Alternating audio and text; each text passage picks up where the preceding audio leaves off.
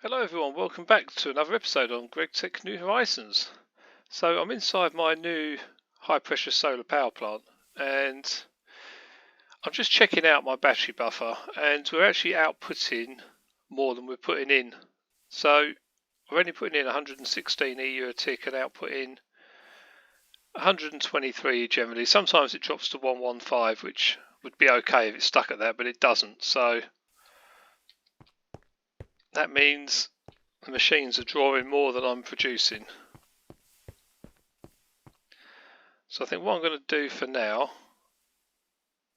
see that input output is just about okay. So what I need to do is to shut it down for a minute. How are we going to shut this down? I'm going to have to remove this again. I mean, I could just disable the machine, I suppose, if I had a mallet on me. But I don't, so we'll do it this way. And I'll let that recharge itself.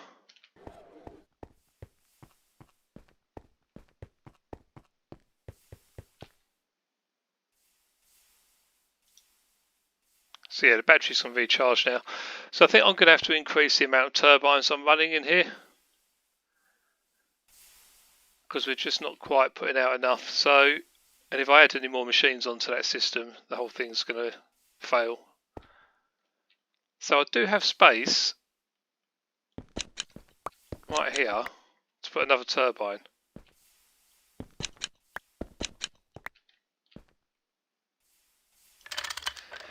We'll have to put the outputs this way, which is a shame because I like the visual of the fans, but you know, it's got to actually be functional as well.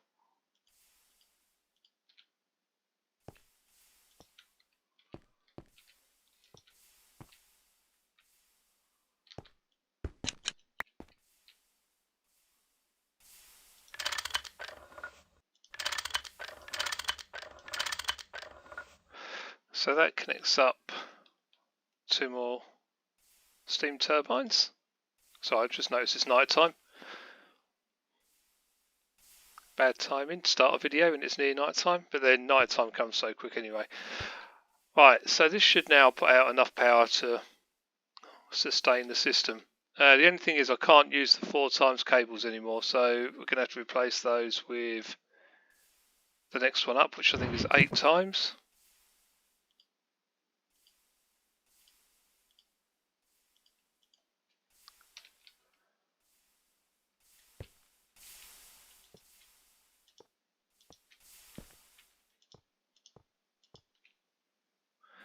Got to be careful we don't link that one into there, because that would be a disaster. Possibly. Well, it wouldn't actually, but yeah. It would mess everything up.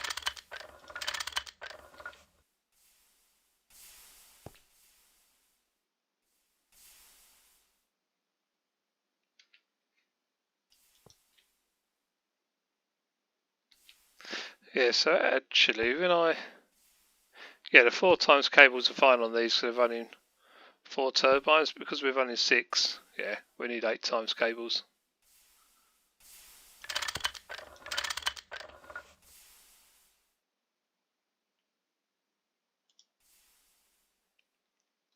Right, so these are all charging. I'm going to let it fully charge before I reconnect the system, because otherwise it takes forever to charge.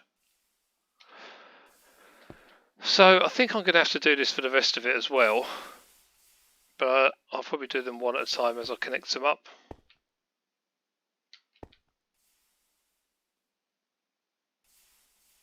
I may as well do the same on this side.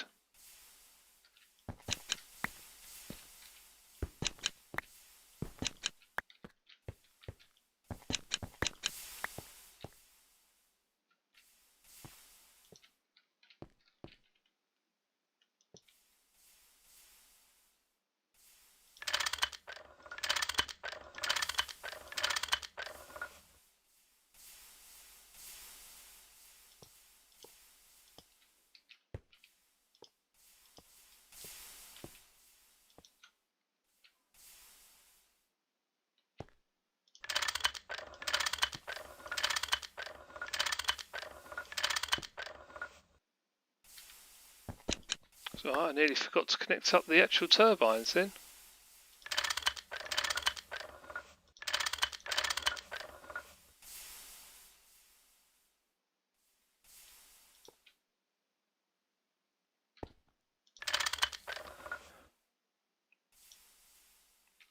Okay, so that's that side connected. I'm probably going to have to do this the same everywhere, because otherwise the amount of EU going in just isn't going to be enough. So now we've got an average input of 176. Now if our output's 123, that's plenty.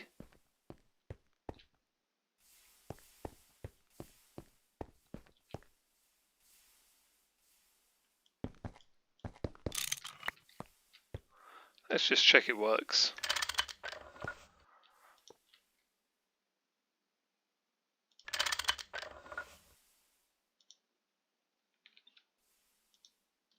So that's running again.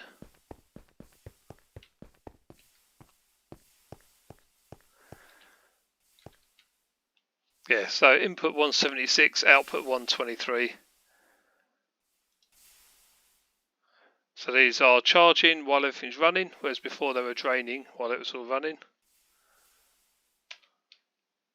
So yeah, I'm just going to have to watch that. I don't want to output more than 176 EU. We've basically got enough for another machine, like a high usage one, like an electrolyser. These use 30 EU, they're quite power hungry. So we're running one electrolyser, just thinking what we're actually running off of this. The fluid canner, which sits idle a lot of the time, and the chemical reactor.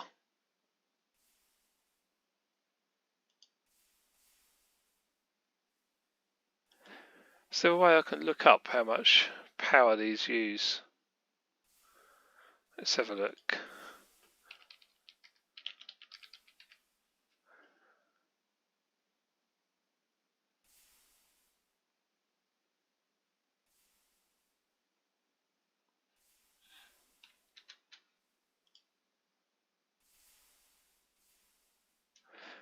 Yeah, it just says voltage in 32 LV, capacity 2048 EU.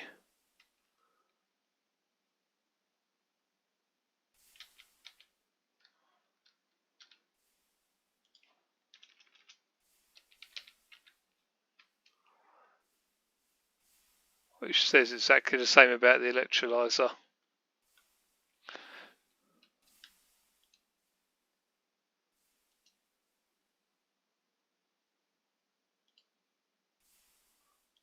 Yeah, I don't think there's a way you can actually look it. You can probably obviously look it up on Google or whatever. But it depends what recipe you're using, I suppose. So if we look up the process that we're doing, which is, let me have a think. We're getting hydrogen.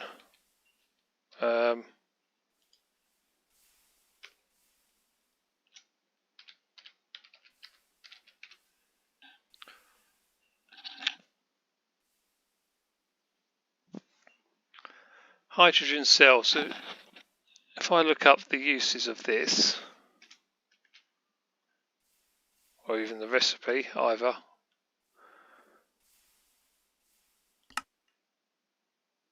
Yeah, probably the recipe.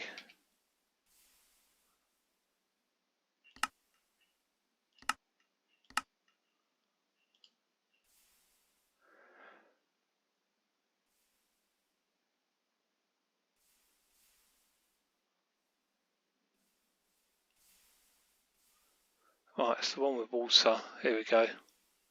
So yeah, electrolysing water on program 3 uses 30,000 EU. So you can actually look up how much power each recipe uses. Now, because we're running this constantly, we're constantly needing that 30,000 EU, which is 30 EU a tick. So yeah, we're pulling a lot of power through this recipe.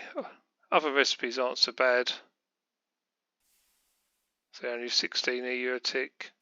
Some are worse once we get into MV. So yeah, it depends what you're doing. Like the chemical reactor is... So I don't want to sleep.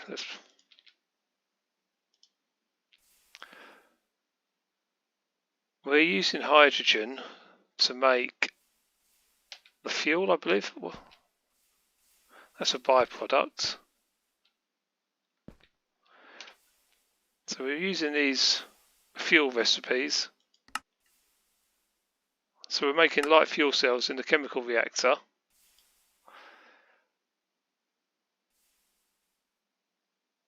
I mean, either way, it's using 30 EU a tick when it's running, but it only runs for 8 seconds. So it's not running all the time. If we wait for it to run, in fact, we're going to have a long wait because it's not running at all at the moment because the rest of it's not hooked up.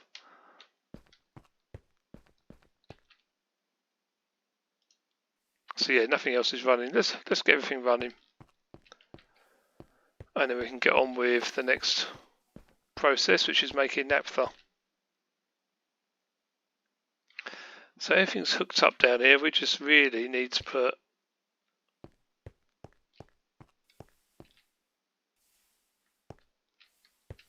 link that back in. So the power coming down is here.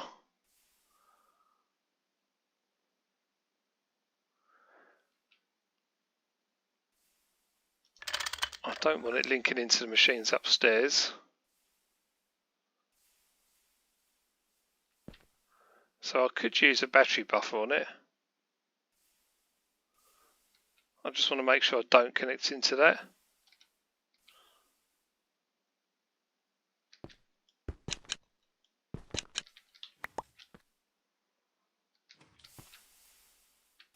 Because these are going to have their own power source up here. That's fine, I can put a cover on there if I need to. What I may do... Just thinking how I'm going to get that cable over. There's no reason why it can't run through the floor, and I can just put iron plates or whatever on top as covers.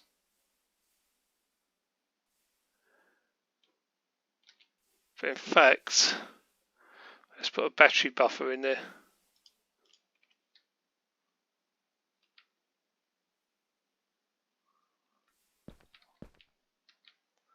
Somewhere a bit more accessible so we can keep an eye on things, maybe here.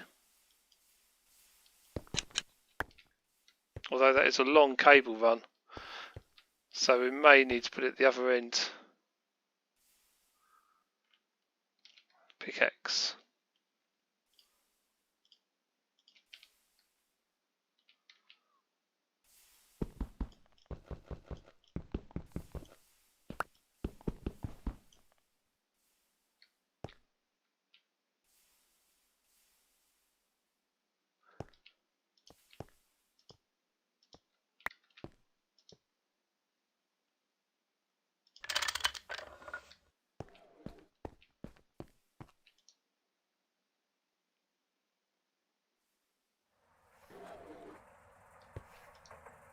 Yeah, it's going to stall because the cable runs too long. I might put a buffer in there.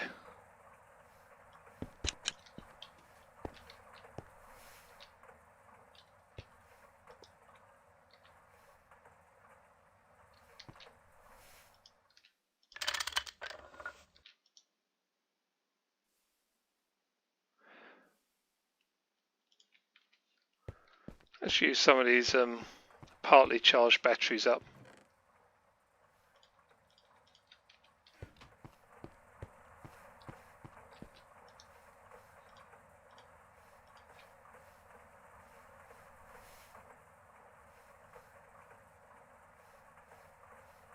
That's it, they are charging, that's good. That should now be running and not stalling. Yep. So that should restart the whole process. So yeah, if you haven't watched the previous episode, we're distilling oil into sulfuric light fuel. So that then gets canned up in the fluid canner. It then goes up into the chemical reactor upstairs, gets turned into light fuel when you mix it with hydrogen gas, which we're producing from the electrolyzer I just showed you. The byproduct of that in the chemical reactor is oxygen, which goes into the other steel tank. You can just about see it up there. And yeah, then it comes back down. The light fuel comes down into this canner again,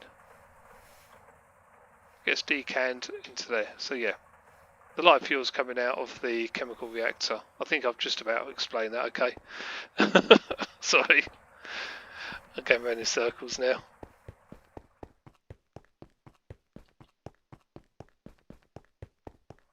It's quite a complicated process, but once you've done it, you kind of get it. So yeah, the sulfuric light fuel cell, as I say, comes up into this chemical reactor. Once there's 3 of them in there, it then turns it into a light fuel cell.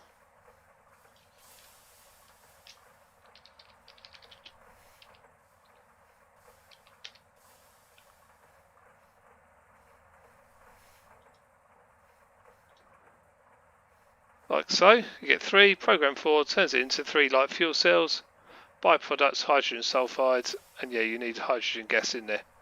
So once it's done that, it goes down to that fluid canner downstairs and it decans it into the steel tank. The cans, or the cells, sorry, I keep calling them cans, then get recycled using item pipes back into the distillery, not the distillery, back into this fluid canner to restart the process. There's the empty cells. Once you get 1,000 litres, we'll make another one. In fact, it's a good opportunity to see how much EU it uses. Only 1 EU a tick for like 1 second, so there you go. So that's powered. Now, Naptha.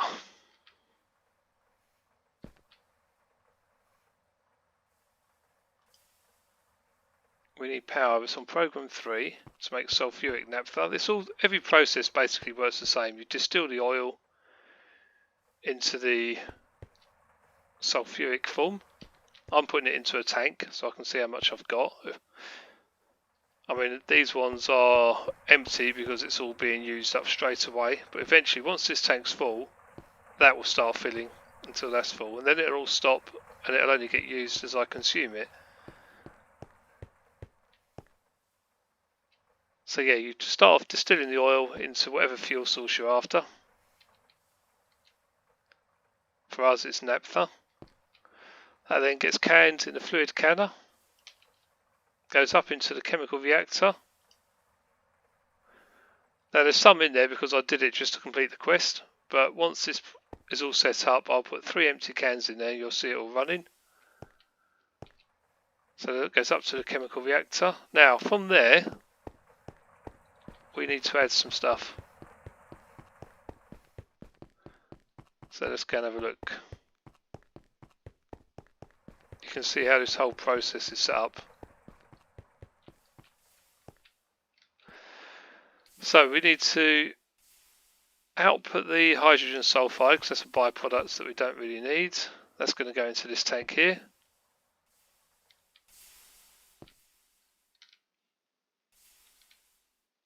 We don't need it at the moment, but we will need it at some point.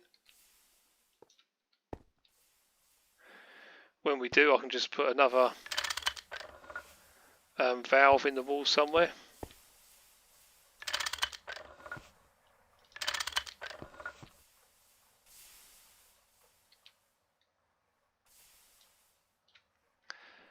So it makes sense for it to output here.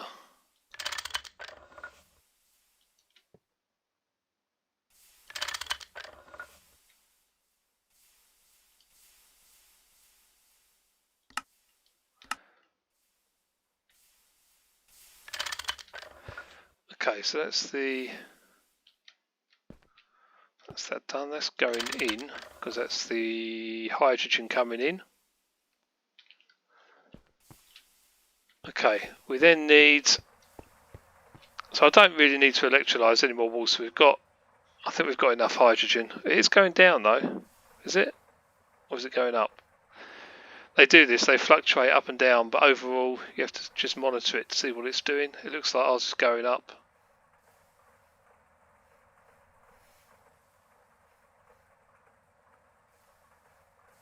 It's pretty stable anyway. Yeah, we're producing a little bit more than we're using. So I don't need to set up another electrolyser. I do need to set up a fluid canner, because basically we're going to mix the sulfuric fuel, sulfuric naphtha, with hydrogen to produce naphtha.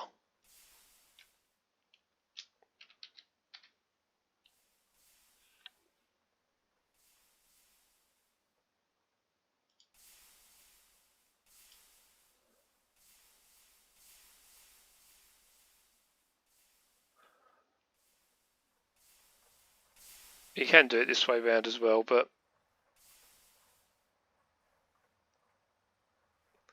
that is cheaper in the EU than that one because of the time involved in the recipe.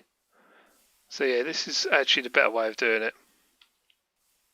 Put your hydrogen gas in the internal storage and pipe in some cells. So we need to output this.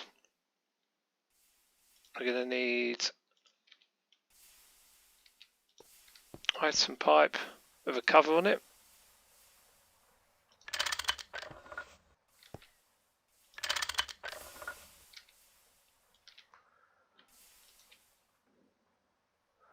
So in this case we want to import.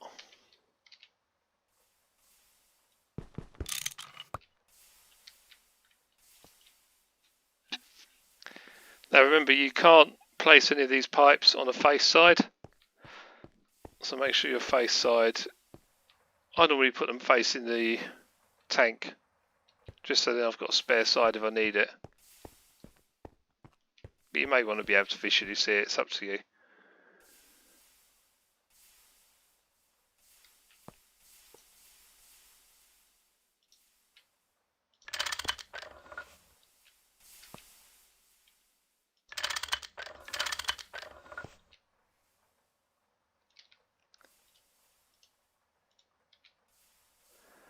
So this fluid canner, for this one we don't matter, we can see the face, that's fine.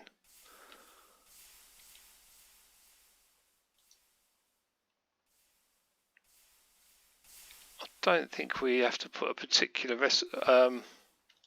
program number on. I think you can just leave it blank on this one. The cans or the cells will come in and empty themselves. I do, however, want to output the fluid.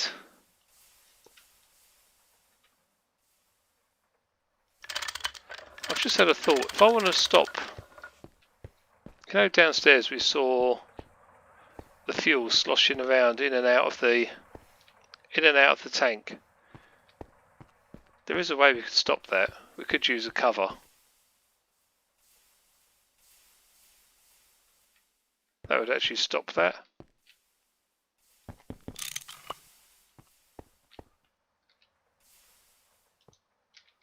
So if I use a pump, I think it would stop it. I'm not 100% sure, but in theory it's exporting and it's blocking input. So it should stop the fluid sloshing around in that pipe.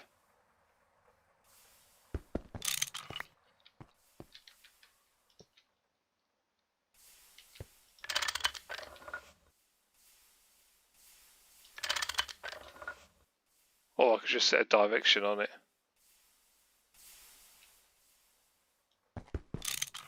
Yeah, we'll do that. Let's try it with the direction first.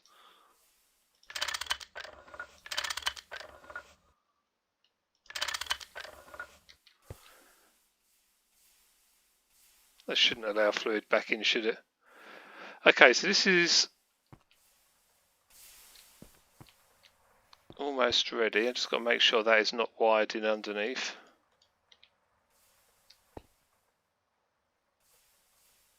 Yeah, I don't think that's connected. I did mean to put covers on this, didn't I?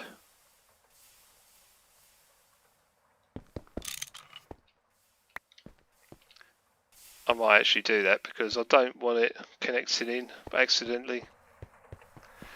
Let's get some iron plates.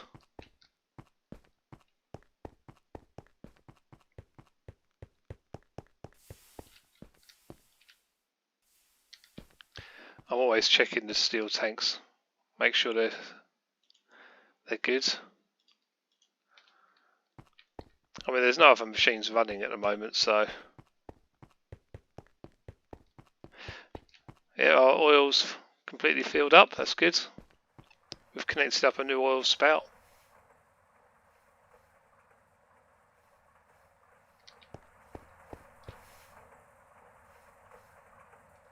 So it needs to be upstairs.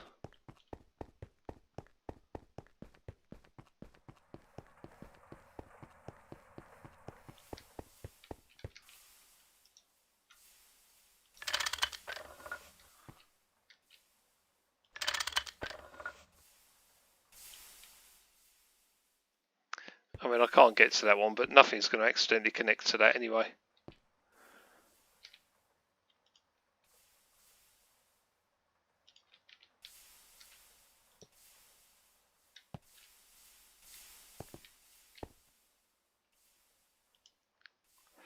So we go to fluid auto output. Make sure we set the face up, the output facing up.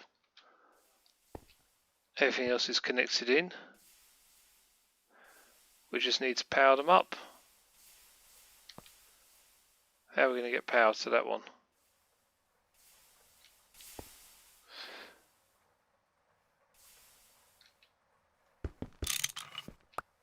May need to adjust that.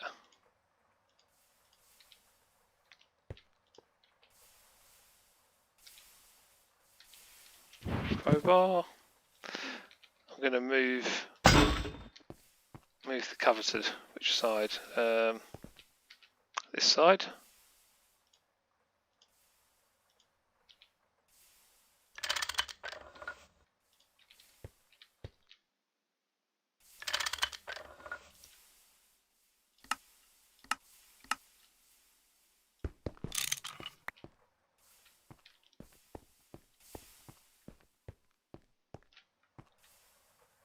Yeah, see now I've still got this side I can use, which means I can power it there. I need to move this pipe a bit because the cable needs to get into there.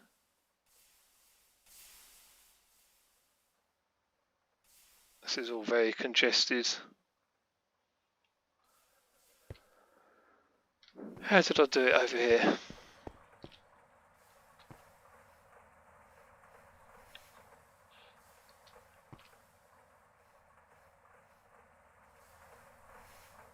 The battery buffer in the middle.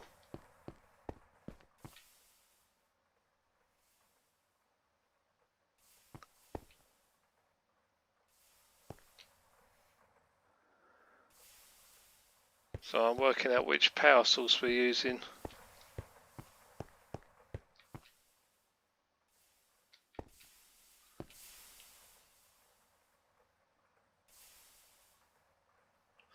So actually this one we can use because this is running the upstairs. Although that is using a lot of power, I think we'll be okay on this line.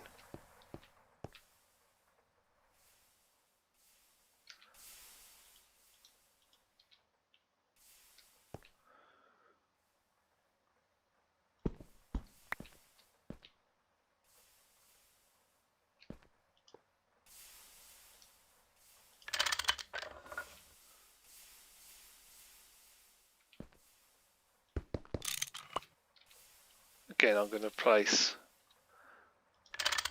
cover there just in case.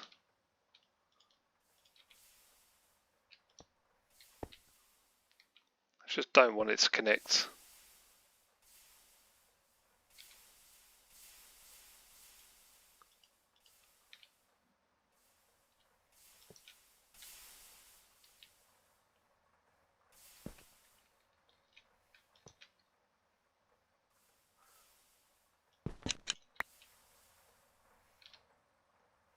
Yep, you know what I'm doing, the cover again.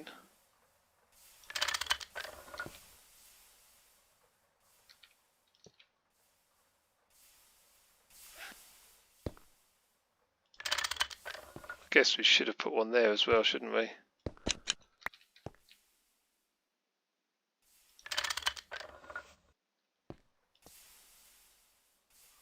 Okay, it just gives you that clear visual representation as well, so you can see you're not connected into it.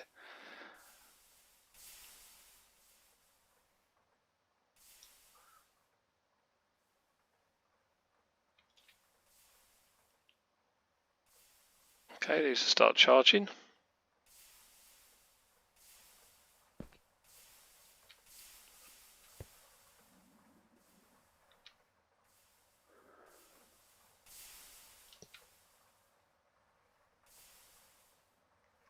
Now, how am I going to get that item pipe into there though?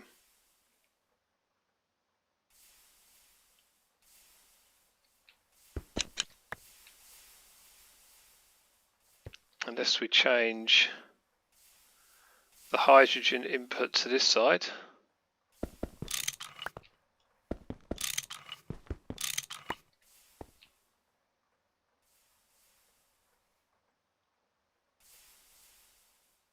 Well, actually, the hydrogen input would be better this side.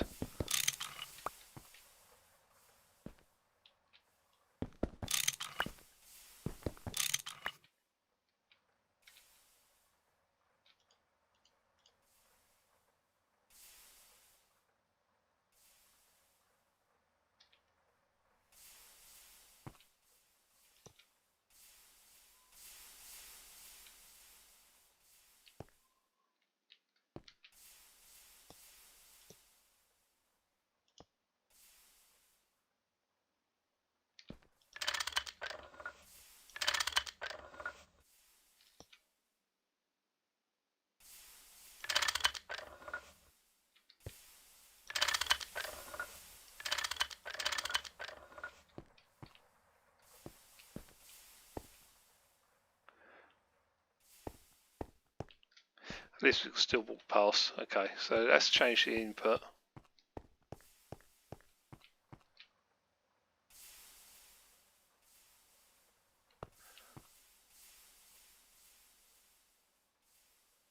So now power can be coming in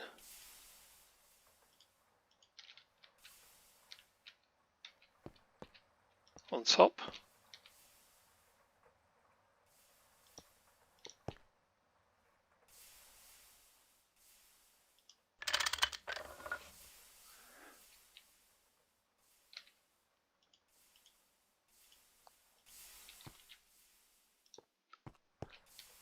Right, we've got to change this cover back round to how we had it first.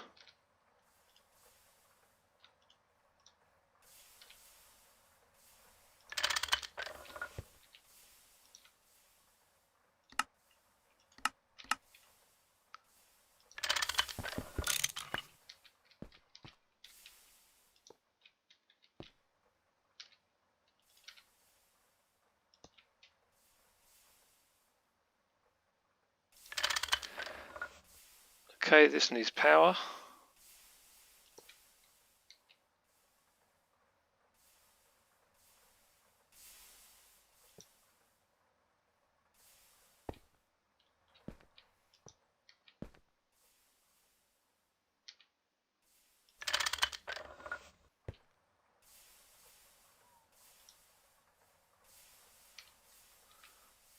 Right, everything's ready to go. This should now work. The only difference is we haven't bothered with the electrolyzer because we're going to run off of that hydrogen in that tank. If we need to add one in, we do have space here to add one in. We'll have to put another valve maybe on this side. No, not a valve. We'll need to feed into that pipe, won't we? Yeah, I don't know how we'll get that round, but we will. Hopefully we won't need to. Right, so I put some empty cells in the machine downstairs. We can start distilling the naphtha. Right, this needs powering. Okay, so we've powered upstairs and connected all that up. We need to do the same down here. So the machines down here are running off of this buffer here, which input and output is being matched.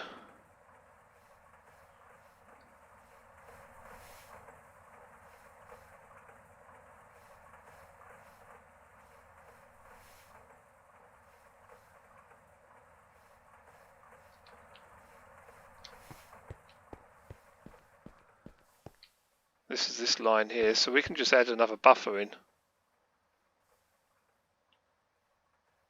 I'm pretty sure that works, doesn't it? Let's try this out. In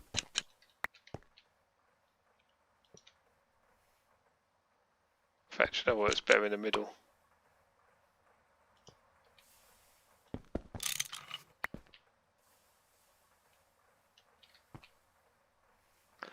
There's a fluid canner there that I do not want to connect to, so I'll put a cover on the bottom of it.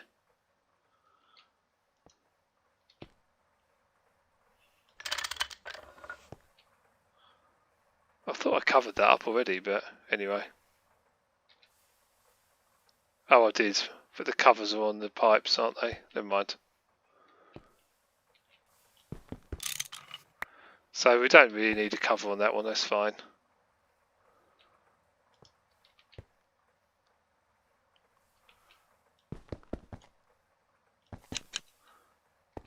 So I'm meant to add in the fluid, the battery buffer.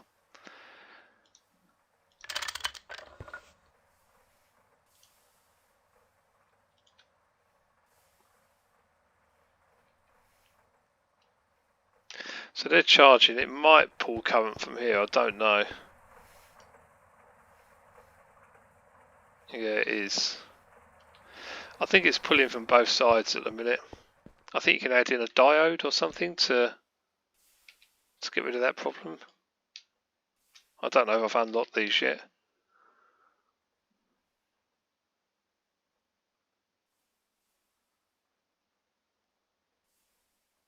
Simple diode that will allow energy flow in only one direction.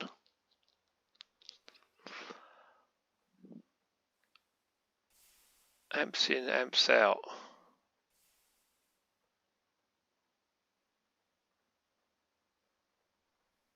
So they're all different sizes.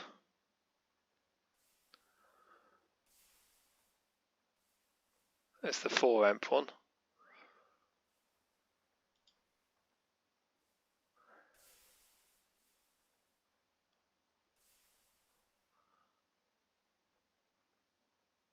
I'm going to bookmark this because I think we need to add diodes in on this setup.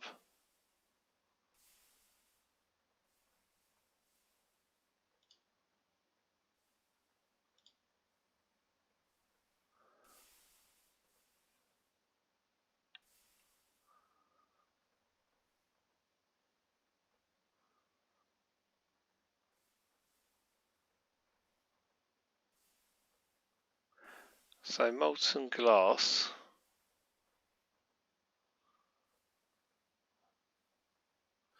Wafer, gallium arsenide dust.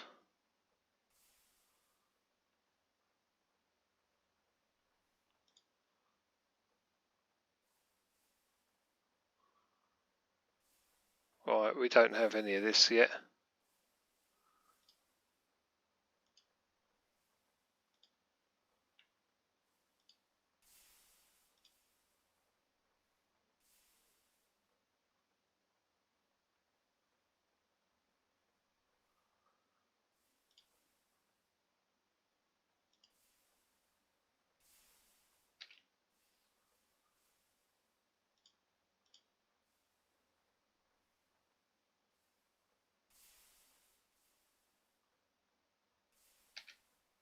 So I'm just looking up the recipe for this gallium arsenide. I'm not even sure how you make it, so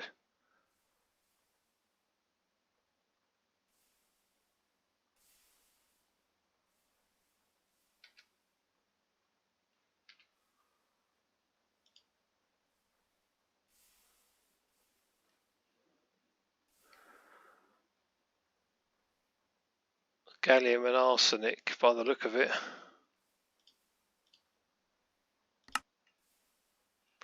Okay, we're going to have to run without diodes, I think, at the moment. That's going to be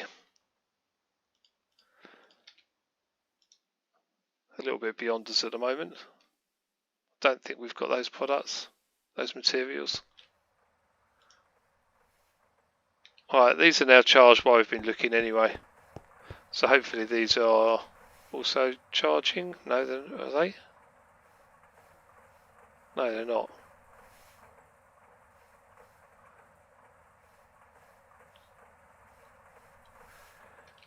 Okay, so it's pulling the current back.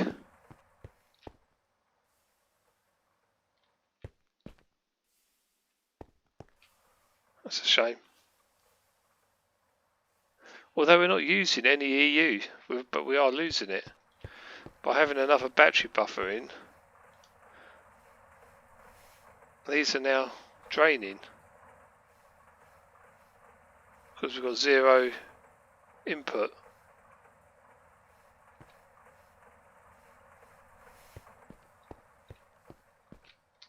Ah, because we've only got one output on the buffer, haven't we?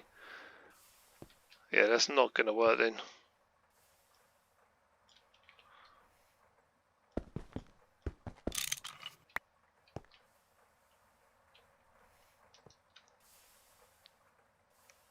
So our options are we wire it directly using that 16 times buffer, which should work.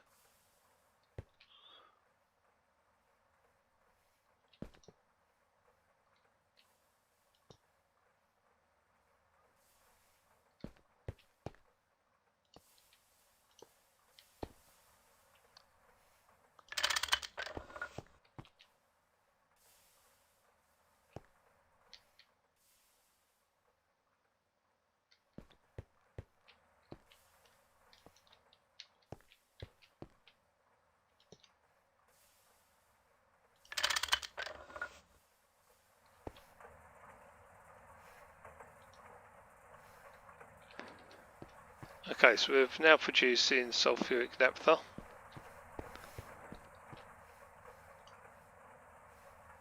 These are now charging again, good, that's fine.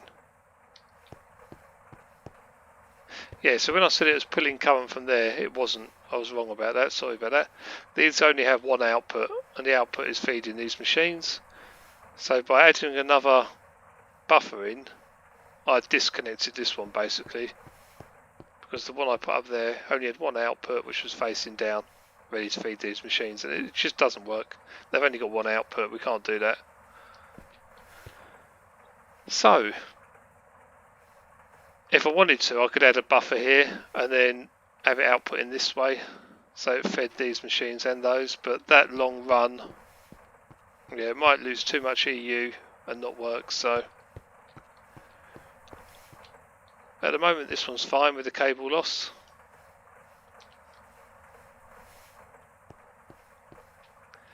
The only thing we now need to do is, these are all hooked up and powered, aren't they? So literally if we put cells in here, it's going to start working. I'm going to put 3 in.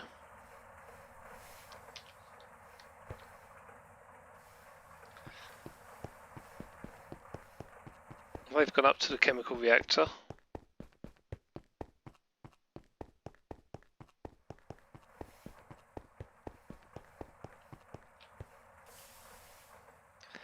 It's already processed it. The cells have come out and they're stuck in the pipes. Okay. Now we've got to see what's going on. So these are on import, allow input.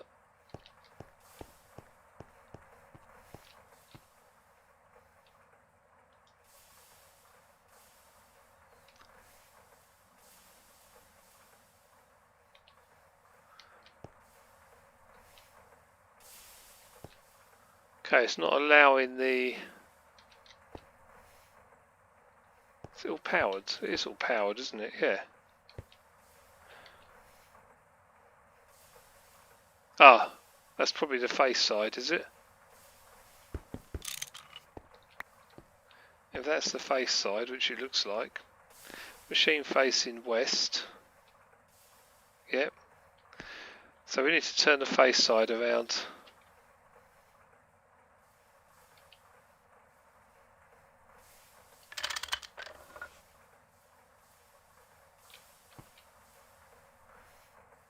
Right, output's still facing up.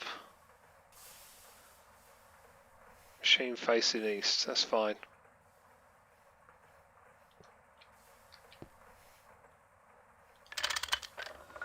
There we go, I saw it turn on. There you can see the cells are in there.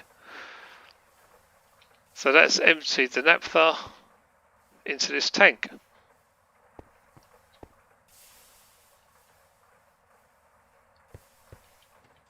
The only thing it's not doing is recycling the cells at the moment. So I need a way of recycling the cells, which I'm just working out if there's a possible route.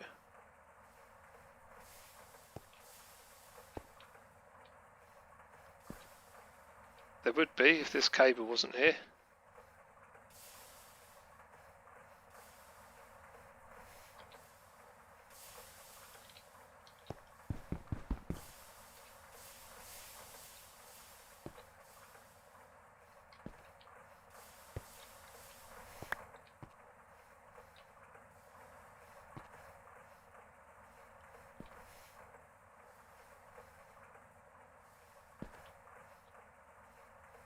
Just trying to rejig this.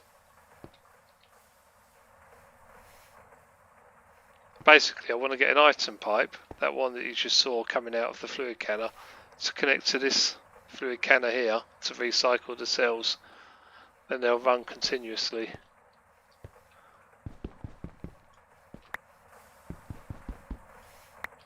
But it's a bit congested, so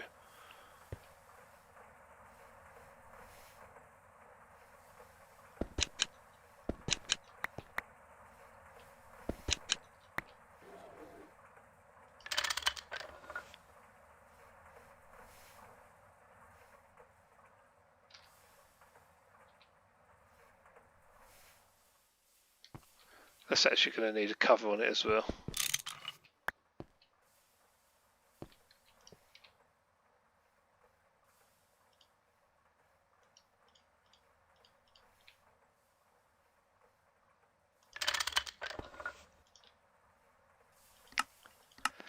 Now if you weren't an expert in this already, you will be after watching this, because I think I've gone through the process several times, so you should understand how it all works.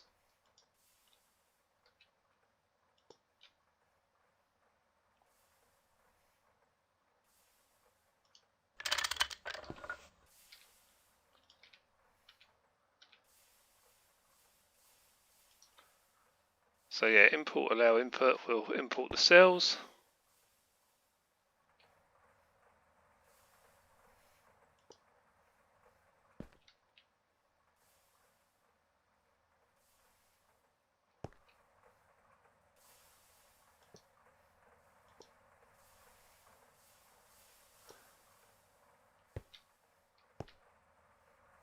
Right, this power can come round like so. I'm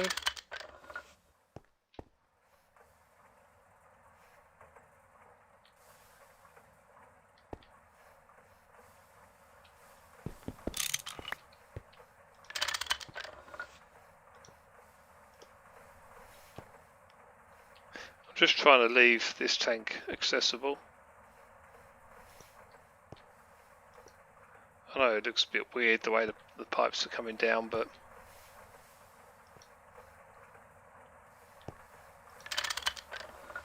there you go. Straight away it's fed into there. Now I know this is working if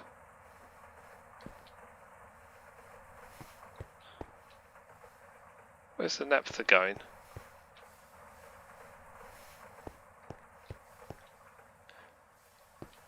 Is it into that tank? Yeah. I think I was originally planning to put it into this tank, but I've plumbed it into that one. Never mind. We've got this one free for another process. Yeah, I was doing sulfuric versions and refined versions next to each other.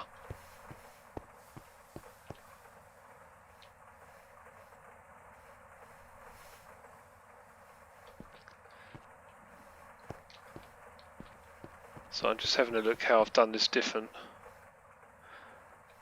Oh, I see. The pipe came back down from the chemical reactor into this fluid canner.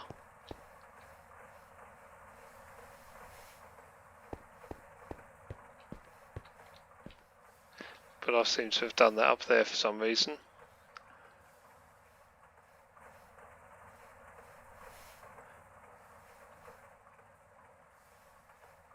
I could change it. I mean, I might change it, I don't know. But go up and have one more look.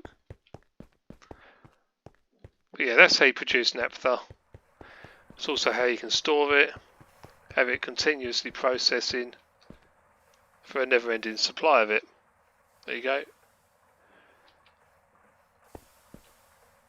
So it cycles around using the same cells over and over again. Those will disappear after about 20 seconds, I think it is, every time the conveyor pulls something out. Yeah, there you go, it's gone. So yeah, that's how you do naphtha. So next on our list is sulfuric gas. Now this will be done exactly the same. Distill the oil,